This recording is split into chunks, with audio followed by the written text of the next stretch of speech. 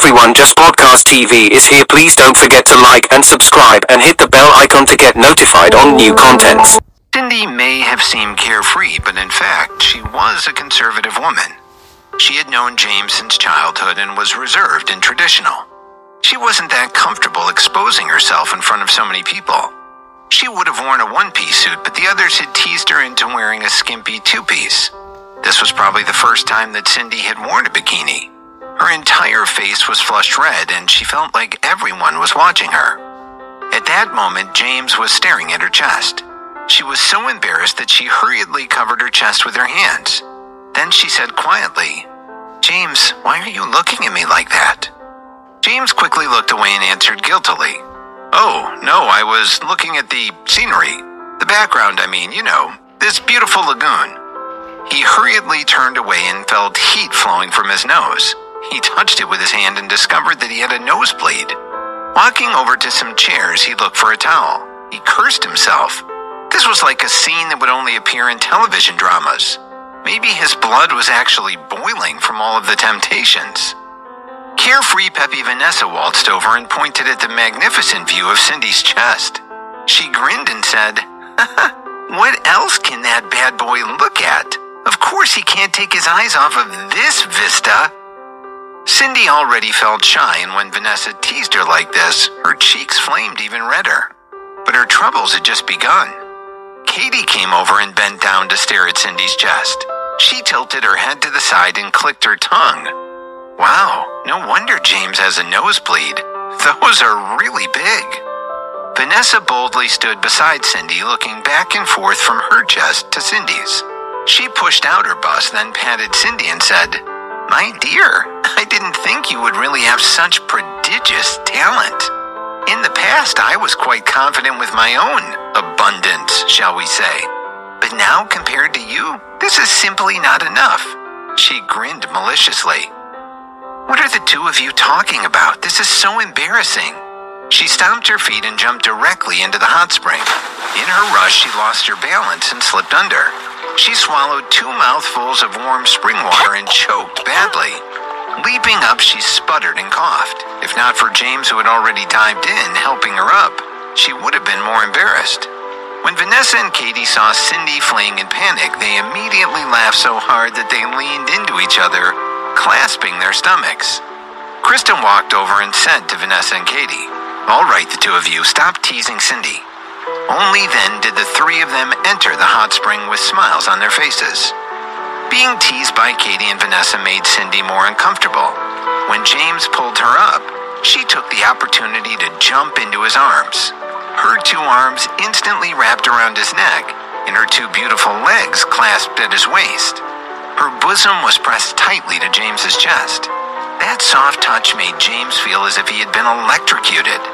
As she hung on to James, she said coquettishly, "James, hold me tight. I don't know how to swim. I'm afraid of water." While she squeezed him tighter, she looked at Vanessa and Katie over his shoulder. She smiled proudly at them. Cindy thought, "If you guys are going to mess with me, then I'll take the opportunity to spend some time with James and see how you like it. I doubt you'll dare to tease me like this again." Katie and Vanessa's expressions changed instantly, and they stopped laughing. With determined looks in their eyes, they rushed towards James as fast as they could while in the water and clasped his arms, pressing against him without any hesitation. They said sweetly, "James, we are also afraid of water." James looked to the sky, but no help was coming from that direction. He felt a headache coming on. He didn't dare to say a word. He knew very well that whatever he said might be wrong. With the water's buoyancy and James' fit physique, it wasn't difficult for him to carry the 3 of them. Various tourists who had come to enjoy the Blue Lagoon couldn't help but look at James surrounded by women. There wasn't a man in the world who would not have been envious after witnessing such a scene. Some had partners who pulled their ogling men away. However, James did not feel at all that he was in an enjoyable situation. Instead, it was an exquisite torture because they were lovely. But it was like being in a powder keg between the women. He had no choice but to turn to Krista. He gave her a pitiful look, silently pleading for help. Krista looked at the 3 women who were hanging on James. She grinned and shook her head. However, she felt that his pitiful look was really cute. Of course, as a woman who loved her man, Krista still had to help. So she waded over and patted Vanessa and said, "Vanessa, all right, stop pretending. It's not like I don't know your love of water. Even if you fell into the sea, you wouldn't drown." Vanessa took orders from no one, but she respected Krista. She sighed, then dived into the water. Katie and Cindy still did not move. They looked at each other with challenging looks as if they were waiting to see who the final victor would be. Seeing that Vanessa had already lost, Cindy immediately smiled at her retreating form. But in the next second, Krista said, "All right, Cindy, don't pretend. I know your background. Your swimming class results in university were excellent." Upon hearing this, Cindy gave a pout. Then she let go of James's neck and dropped down into the water. In the end, Katie seemed to have won because she indeed did not know how to swim. So when she saw that Cindy had finally lost, she grinned at Cindy. Until Krista said, "Katie, you should also leave James alone. Look, this water only reaches our chests. How can it drown people?" Then Katie sighed and stepped down into the water. The dispute between women was resolved by Krista's intelligence and shrewdness. James increasingly felt that she could run several corporations without any help. No wonder Elliot Klein had said that he was the one who endured the pain and gave up his love. James was still glad that when he first met Krista, he did not care about Katie and Vanessa's cold jealousy and objections, and had brought Krista, the Ivy League girl, onto the yacht. If it was not for Krista helping him deal with the relationships between these few women along the way, he reckoned that he would be in a terrible situation right now. However, the women's tempers and combative natures always came and went quickly. In the blink of an eye, the women were splashing water and laughing again. James looked at their playful nature and smiled. It was the same with best friends. They might have tempers, but they also had playful hearts. It was actually very good that they could not be bothered with staying angry with each other. Krista leaned against James as they joined the other women. James hugged her and the others as they slowly walked towards the depths of the hot spring. It felt as if there was a mortal energy lingering there, making it look like paradise. Some people lounged in the lagoon, enjoying the soothing warmth. As they floated in the mineral water sunbathing, the lagoon staff brought them drinks and they sipped champagne and fine wine. There were several springs at the bottom of the lake. The water temperature was a very comfortable consistency, and according to the staff, it was the freshest spring water, containing many minerals that were beneficial to the body. James swam in the hot spring from left to right, moving like a porpoise around the four women. When he surfaced, he found that there were indeed a lot of people. James put his arms around Katie and Vanessa's shoulders as they moved farther into the lagoon. Several men looked at James. To be more precise, they looked at the four women who swam near him. People will always covet the good luck of others and be jealous of what they don't have. The women and James had just found a spot near the mouth of the spring when trouble came to them again. Before he had the chance to lay back and experience the soothing effect of the hot spring, James heard a raucous voice yell out, "Hey, woman, come here." He turned his head and saw a broad-chested man leering at Cindy and staring at her chest. He hooked his finger at her and said, "Come here."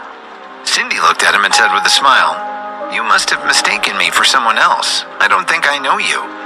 The man grinned like a hyena and said, "No, it's you. Come over here. I like you.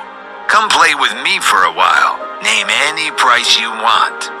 He had tattoos all over his body and was quite muscular. In particular, there was a skull tattoo on his neck and a thick golden necklace around his neck. James knew this type. The guy wore ostentation with a waterproof gold watch on his wrist, as well as a few gaudy gem rings.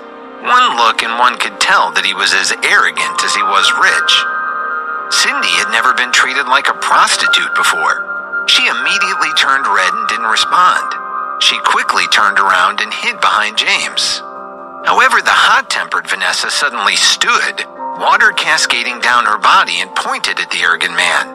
She yelled angrily, "How dare you talk to her like that, you lowbrow worm?"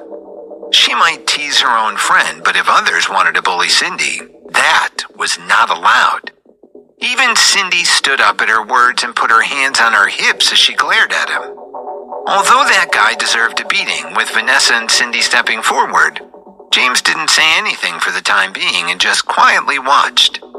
When the man saw that James didn't do anything, he mistakenly thought that he had the upper hand over some terrified wimp. This emboldened him to stride through the water like he was Neptune. Facing Vanessa and the rest, he looked them up and down. Smiling lewdly, he laughed. "Look at the little chickens clucking, so fierce." As he spoke, he completely ignored James and boldly stretched his hand towards Vanessa's chest. "You're also good looking. I'll ride you too. How much do you want? Just name a price." However, Vanessa had learned long ago that a fiery nature wasn't enough. She was trained as a Taekwondo black belt. She lifted her foot as if there were no water dragging it down and fiercely kicked that man in the balls. The big guy certainly had not been expecting such a maneuver. His face twisted and turned into the color of pig liver. He doubled over and let out a blood-curdling shriek.